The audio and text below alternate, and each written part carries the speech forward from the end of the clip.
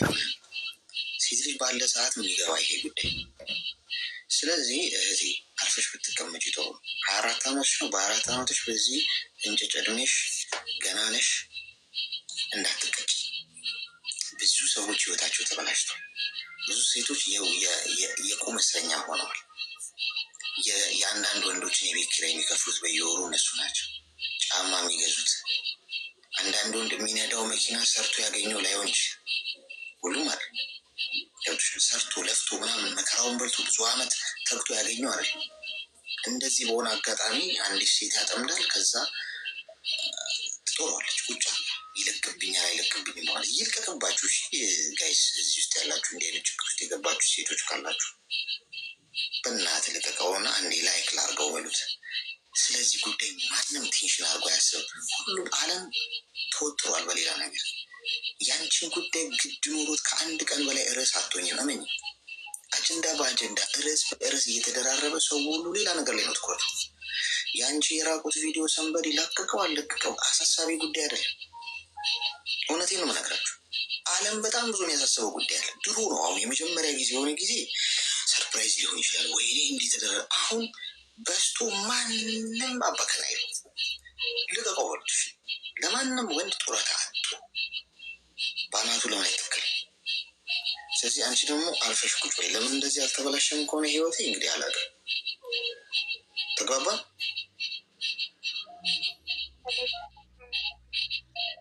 ግልጽ ነው? እሺ፣ መልካም ቀን።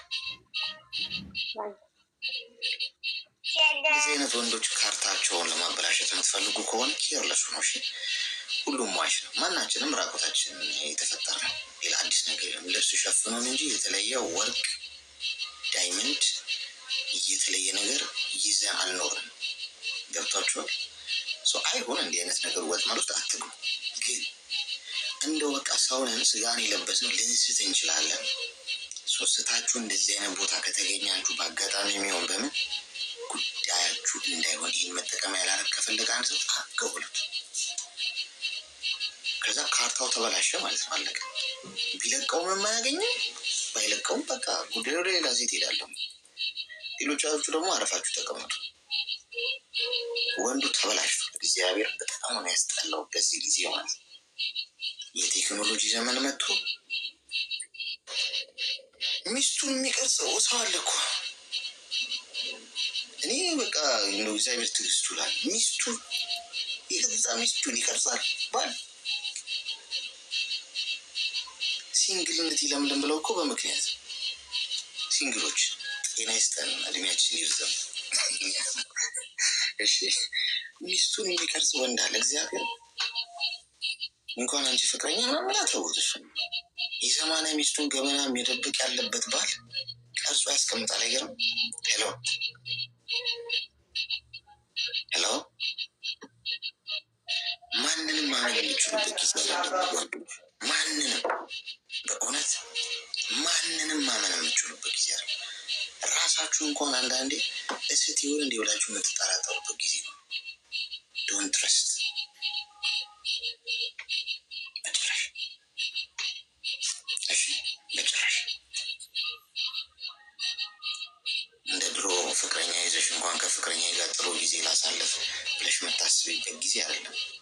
አድቫንቴጅ ነው ሰው ሁሉ የሚደብቀው። እያንዳንዱ ነገር ስልኩን ይዞ ካሜራ ደግሞ ቀርጾ የሆነ ጊዜ ይጠቀምበታለሁ። ህሊና ያለው ሰው ማግኘት በጣም ከባድ ነው። ሄሎ ሄሎ፣ ጤና ይስጥልን። አብሮ ይስጥልን። ሰላም ነው አሌክስ? ሰላም። እሺ፣ ብዛ እንኳን ደህና መጣሽ። እንኳን ደህና ቆየን። ሰላም ነው? ሰላም ነን። ምን እንታዘዝ? አይ እኔ እንኳን ቲክቶክ ላይ ብዙ ፎሎ አለኝ፣ ግን ምንም ክፍያ የለም። ላይፍ ስገባም ሰው የማይከተለኝ የምታግዘኝ ነገር ካለ ብዬ ነው። 140,000 ላይፍ ምንድነው ፎሎወር አለኝ፣ ግን ምንም ነገር የለም እስካሁን። እኔ ደግሞ በዚህ ጉዳይ መስራት ፈልግ ነበረ። እውነት ግን አልገባኝም እኮ ቆይ አንዴ ኮይን ውሰዱ። እሺ ካረጋ ያላረጋችሁ ሰዎች ይሰጣችኋል። ይኸው ሳጥኑ ሳያጠፋው ሳጥኑን ንኩትና ኮይን ይሰጣችኋል። ከዛ ከላይ ከስሜ ጎን ያለውን ልብ ቅርጽ ምልክት እየነካችሁ ሚንበራችሁን አድሱበት። አልገባኝም ግን እህቴ። እሺ ያልኩ አልገባም። ያልኩማ ብዙ አሁን ማለት ፎሎዬ ብዙ ፎሎ አለኝ አልኩ። ግን አሁን እኔ በቲክቶክ የሆነ በቃ ስራ መስራት ፈልግ ነበረ። ግን አሁን ላይፍም ስገባ ሰው አይገባም። ግን ብዙ ተከታይ አለኝ ገባህ? 140 ምናምን ሰው አለኝ። ግን ላይፍ ብገባ አሁን አንድ ሰው ራሱ አይገባም። እና እንደዛ ስለሆነብኝ የምታግዘኝ ነገር ካለ አጠቃቀሙን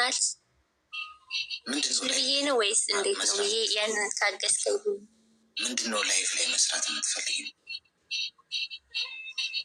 እኔ ላይፍ ላይ ብዙ ጊዜ እኔ መዝሙር ምናምን ነው ቤት የምመለቀው። እንደዛ ነው መንፈሳዊ የሆነ ነገር ነው መልቀቅ የምፈልገው እና መስራት የምፈልገው እንደዛ ነው እኮ። ስሪበት። አሁን እኮ ይኸውልሽ በጽናት ማድረግ ነው አንድ ነገር። መስራት የምትፈልጊው ነገር ላይ ትኩረት አድርገሽ ኮንሲስታንሲ የሚባል ነገር አለ። በቀጣይነት ያንን ነገር አድርጊው። እሺ ሰው መጣ አልመጣ ይመጣል።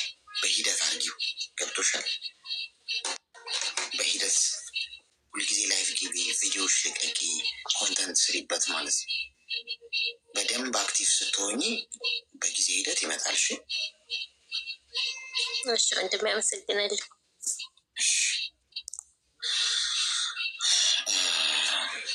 የፍሎ ነገር እኮ በቃ እኮ ቲክቶክ ላይ የኔን መስጠት ብችል በሰጠኋችሁ ምንም አይሰራልኝ። ምንም ቁጥር ነው። እንደ ትራንስፈር ማድረግ ቢቻል እንደ እንትን እንደው ቢጀምር ቲክቶክ ጥሩ ነበር። ፎሎወር ትራንስፈር ማድረግ ትጀምሯል ቢባል ለእያንዳንዳችሁ 5,000 10,000 እያደረኩ አከፋፍዬ ጨርሰው ነበር። ሄሎ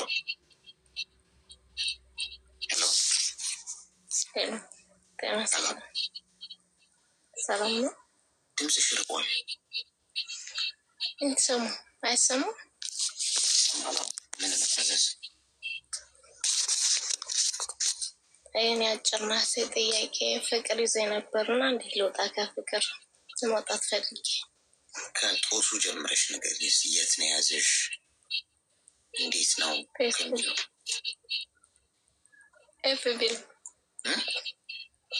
ኤፍቢ ላይ እስቲ ድምፅሽ በጣም ተዳክመሻል። ነገሩ እርግጥ ህመሙ ነው።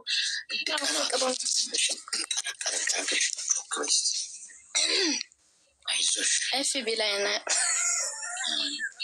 የፌስቡክ እኮ። እሺ እንዴት ነው ጦሱ የተጀመረው? ኤፍቢ ሀይ በሚለው ሀይ ባዩ ማን ነው?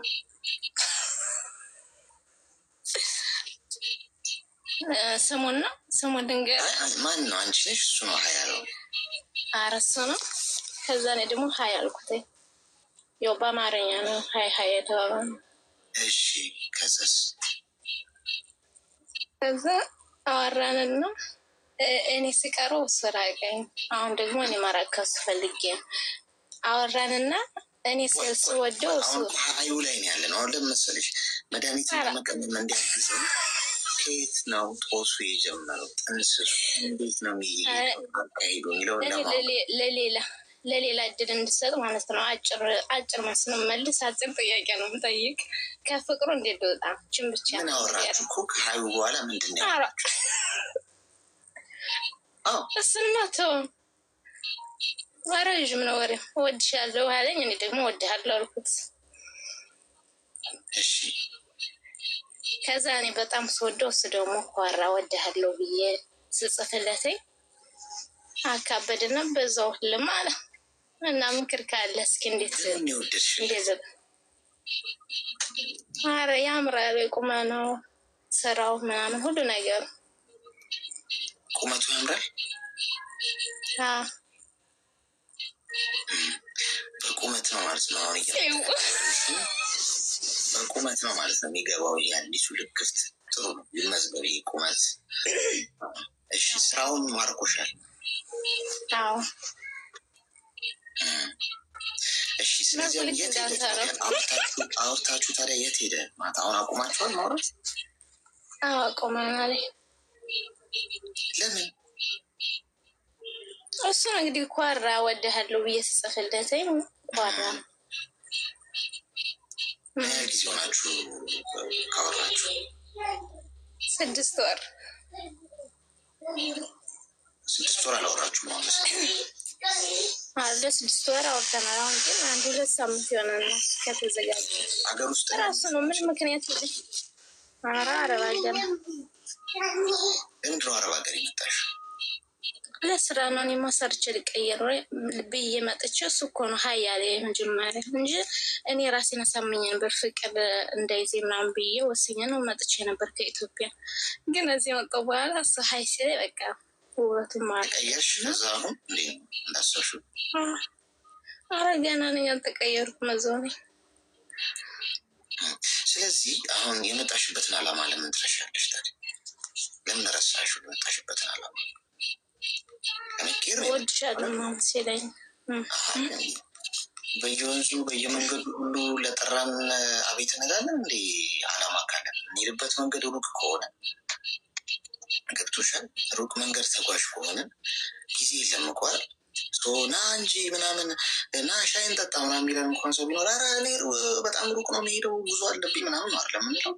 መንገድ እንኳን ስንሄድ ህይወትም እኮ ልክ እንደዛ መሄጃ ካለሽ መድረሻ ካለሽ በየመንገዱ ሀይል የሚልሽ ሰው ሲመጣ በየሆነ ነገር እኔ ወደድኩሽ እንደዚህ የሚል ሲመጣ እኔ ሩቅ ተጓዥ ነኝ ቸኩላለሁ እያላችሁ መሄድ ነው እንጂ መመለስ ነው እንጂ ከዛ መንገድ ሀይል አለም በሙሉ መልስ ምንሰጥ ከሆነ እወድሃለሁ እወድሻለሁ ላሉን በሙሉ ወይ የምንል ከሆነ ምንፈልግበት አንደርስም።